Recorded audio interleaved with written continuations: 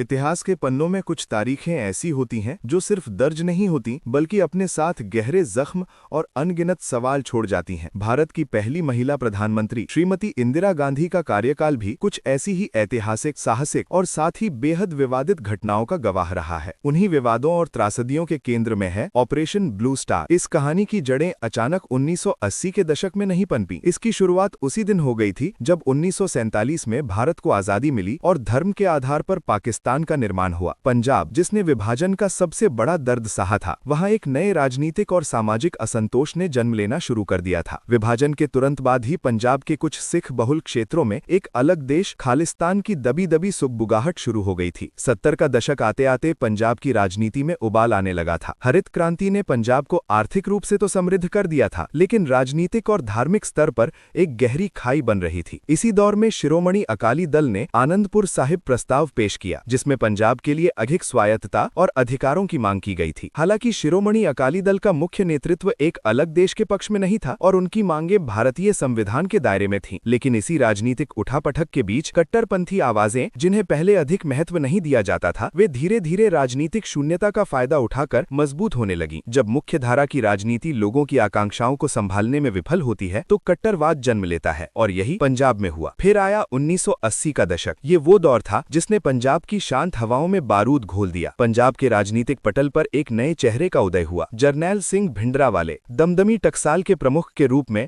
भिंडरावाले ने सिख युवाओं के बीच तेजी से लोकप्रियता हासिल की। शुरुआत में वे केवल धार्मिक उपदेश दिया करते थे, लेकिन जल्द ही उनके भाषणों में उग्रवाद और राज्य के खिलाफ बगावत की गूंज सुनाई देने लगी। ये भारतीय राजनीति की एक बड़ी विडंबना थी कि शुरुआत में तत्कालीन केंद्र सरकार और कुछ राजनीतिक रणनीतिकारों ने शिरोमणि अकाली दल के प्रभाव को कमजोर करने के लिए भिंडरावाले को एक राजनीतिक मोरे के रूप में इस्तेमाल करने की कोशिश की, लेकिन ये दांव उल्टा पड़ गया। भिंडरावाले किसी के नियंत्रण में रहने वाले व्यक्ति नहीं थे। जल्द ही उन्होंने हरमंदिर साहिब स्वर्ण मंदिर परिसर के अंदर स्थित अकाल तख्त, जो सिख धर्म में सांसारिक अधिकार और न्याय की सर्वोच्च सीट है, पर अपना नियंत्रण स्थापित कर लिया। उनका स्वर्ण मंदिर परिसर में बैठना उनके समर्थकों के लिए एक बड़ा मनोवैज्ञानिक संदेश था। भिंडरावाले के भड़काऊ भाषणों ने असंतुष्ट सिख युवाओं को अपनी ओर आकर्षित किया। वे पंजाब के लिए विशेष अधिकारों और सिखों के साथ हो रहे कथित अन्याय के खिलाफ हथियार उठाने की वकालत करने लगे। जैसे जैसे भिंडरावाले का कद बढ़ता गया, पंजाब में कानून व्यवस्था पूरी तरह से चरमराने लगी थी। स्वर्ण मंदिर परिसर धीरे धीरे एक किले में तब्दील हो गया था। देश विदेश से मिलने वाली वित्तीय सहायता और राजनीतिक संरक्षण के चलते परिसर के भीतर हथियारों का एक बड़ा जखीरा इकट्ठा कर लिया गया था। 1983 और 84 के बीच पंजाब ने हिंसा का वो तांडव देखा जिसने पूरे देश को झकझोर कर रख दिया था। जालंधर, अमृतसर, तरनतारन, फरीदकोट और गुरदासपुर जैसे शहर आतंकवाद की आग में जलने लगे थे। हिंदू और विरोधी सिख दोनों ही इस कट्टरपंथ का शिकार हुए थे। हिंसा का स्तर इतना बढ़ गया कि पुलिस और प्रशासन पंगु नजर आने लगे थे। अप्रैल 1983 में पंजाब पुलिस के डीआईजी एएस अटवाल की दिन दहाड़े हरमंदिर साहिब परिसर की सीढ़ियों पर गोली मारकर हत्या कर दी गई थी। उनका शव कई घंटों तक वहीं पड़ा रहा और पुलिस प्रशासन इतना खौफजदा था कि किसी ने शव उठाने की हिम्मत नहीं की। इसके अलावा पंजाब के तत्कालीन मुख्यमंत्री दरबारा सिंह पर भी जानलेवा हमला हुआ था। पटियाला के पुलिस मुख्यालय में बम धमाके हुए और पंजाब रोडवेज की बसों को रोककर निर्दोष हिंदू यात्रियों को गोलियों से भून दिया गया। इन घटनाओं ने ये स्पष्ट कर दिया था कि पंजाब अब राज्य सरकार के नियंत्रण से बाहर जा चुका था। पंजाब की इस हृदय विदारक स्थिति को देखते हुए प्रधानमंत्री इंदिरा गांधी की केंद्र सरकार ने दरबारा सिंह की कांग्रेस सरकार को बर्खास्त कर दिया और राज्य में राष्ट्रपति शासन लागू कर दिया, लेकिन इसका भी कोई फायदा नहीं हुआ। मार्च 1984 तक आतंकवादी हमलों में लगभग 300 से अधिक निर्दोष लोग मारे जा चुके थे। केंद्र सरकार ने अकाली नेताओं और भिंडरावाले के प्रतिनिधियों के साथ गुप्त और सार्वजनिक रूप से कई दौर की बातचीत की। 3 बार शांति वार्ताएं हुई, लेकिन अविश्वास और कट्टरता के कारण हर बातचीत विफल रही। एक तरफ भिंडरावाले अपनी मांगों पर अडिग थे और दूसरी तरफ इंदिरा गांधी पर विपक्ष और देश की जनता का भारी दबाव था कि वे इस उग्रवाद को कुचले। जब सारे राजनीतिक और कूटनीतिक रास्ते बंद हो गए तो एक ऐसा फैसला लिया गया जिसने भारतीय इतिहास को हमेशा के लिए बदल दिया। इस फैसले का नाम था ऑपरेशन ब्लू स्टार। जून 1984 की शुरुआत अमृतसर के लिए बहुत ही डरावनी थी। शहर में अफवाहों का बाजार गर्म था। 1 जून से ही भारतीय सेना के जवानों ने स्वर्ण मंदिर परिसर के आसपास मोर्चा संभालना शुरू कर दिया था। स्थानीय लोगों में भारी दहशत थी, दुकानें बंद हो गई थीं और एक अजीब सा सन्नाटा पूरे शहर को निगल रहा था। 3 जून 1984 की रात, जैसे ही घड़ी की सुइयों ने रात के 10 बजाए, अमृतसर का संपर्क पूरी दुनिया से काट दिया गया। बिजली, टेलीफोन लाइनें और परिवहन सब कुछ ठप हो गया। पूरे पंजाब में कर्फ्यू लगा दिया गया। मीडिया पर सेंसरशिप लगा दी गई। ये सब लेफ्टिनेंट जनरल कुलदीप सिंह बराड़ के नेतृत्व में हो रहा था, जिन्हें इस संवेदनशील ऑपरेशन की कमान सौंपी सौंपी गई थी। विडंबना देखिए कि इस सैन्य अभियान का नेतृत्व करने वाले जनरल बराड़ स्वयं एक सिख थे। सेना को लगा था कि मंदिर की घेराबंदी देखकर आतंकवादी आत्मसमर्पण कर देंगे, लेकिन उन्हें इस बात का अंदाजा नहीं था कि अंदर मौजूद लड़ाके पूर्व मेजर जनरल शाबेग सिंह द्वारा प्रशिक्षित थे और वे अंतिम सांस तक लड़ने के लिए तैयार बैठे थे। 4 जून की सुबह शांति और आध्यात्म के प्रतीक हरमंदिर साहिब परिसर में तोपों और मशीन गनों की गड़गड़ाहट गूंजने लगी। भारतीय सेना ने लाउडस्पीकर पर आतंकवादियों से आत्मसमर्पण की अपील की,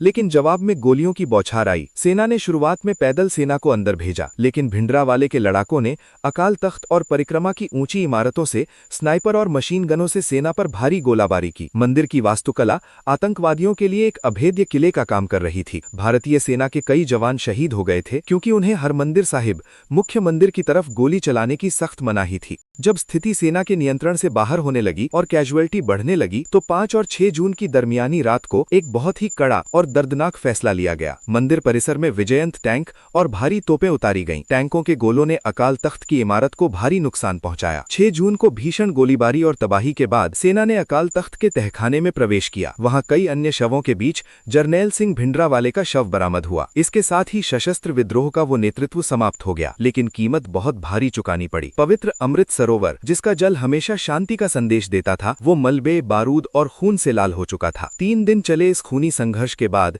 सेना ने परिसर को अपने नियंत्रण में ले लिया, लेकिन इसके जो आंकड़े सामने आए वो डरावने थे। आधिकारिक रिकॉर्ड के अनुसार इस ऑपरेशन में 83 सैनिक शहीद हुए और लगभग 250 घायल हुए। वहीं 500 से अधिक आतंकवादी और आम जनता मारे गए। हालांकि गैर आधिकारिक आंकड़े मृतकों की संख्या इससे कहीं अधिक बताते हैं। ऑपरेशन ब्लू स्टार ने आतंकवादियों के एक बड़े खतरे को तो खत्म कर दिया, लेकिन इसने भारत और दुनिया भर के सिख समुदाय के दिलों पर एक ऐसा घाव दे दिया जिसका भरना नामुमकिन था। अकाल तख्त का ढहना और स्वर्ण मंदिर पर गोलियों के निशान, ये सब सिख समुदाय के लिए उनके सम्मान और धर्म पर एक सीधा हमला था। इस ऑपरेशन ने खालिस्तान की उस मांग को और हवा दे दी जिसे वो कुचलने गया था। सरकार के खिलाफ एक भयंकर आक्रोश पैदा हो चुका था, जिसके परिणाम बहुत जल्द देश को देखने थे। कहा जाता है कि जब कोई शासक अपने ही देश के किसी हिस्से में सेना भेजता है तो उसकी राजनीतिक और व्यक्तिगत कीमत चुकानी पड़ती है। प्रधानमंत्री इंदिरा गांधी को इसका एहसास, खुफिया एजेंसियों ने उन्हें उनके सिख सुरक्षा कर्मियों को हटाने की सलाह दी थी, लेकिन उन्होंने ये कहकर मना कर दिया कि मैं एक धर्मनिरपेक्ष देश की प्रधानमंत्री हूं, मैं लोगों को उनके धर्म के आधार पर नहीं आंक सकती। 31 अक्टूबर 1984 सुबह की लगभग 9:20 का समय था। इंदिरा गांधी एक सफदरजंग रोड स्थित अपने आवास से बाहर निकली। उन्हें पीटर उस्दिनोव के साथ एक डॉक्यूमेंट्री के लिए इंटरव्यू देना था। जैसे ही वे अपने आवास के विकेट गेट के पास पहुंची, वहां तैनात उनके 2 भरोसेमंद सिख सुरक्षा कर्मियों,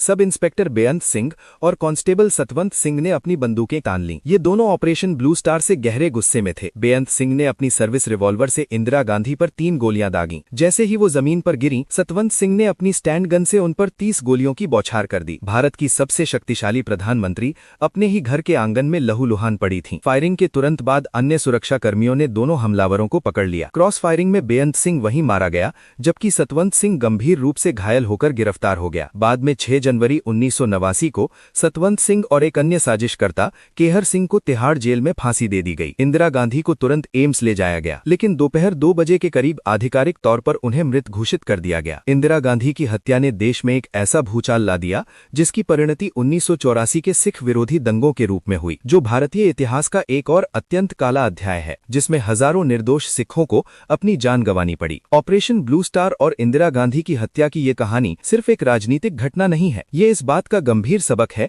कि जब धार्मिक कट्टरता राजनीति के साथ मिलती है तो परिणाम कितने विनाशकारी हो सकते हैं। ये कहानी देश की एकता, अखंडता और राज्य की सुरक्षा के लिए चुकाई गई एक ऐसी कीमत है जिसे भारत कभी भुला नहीं सकता। आज भी जब हम इस इतिहास को पलटते हैं तो गोलियों की वो गूंज हमें ये याद दिलाती है कि शांति बनाए रखना कितना मुश्किल और कितना जरूरी है। ऐसी ही और दिलचस्प और सच्ची घटनाओं को 2D एनिमेशन में देखने के लिए हमारे चैनल को सब्सक्राइब जरूर करें। मिलते हैं अगली वीडियो में एक और सच्ची घटना के साथ। जय हिंद।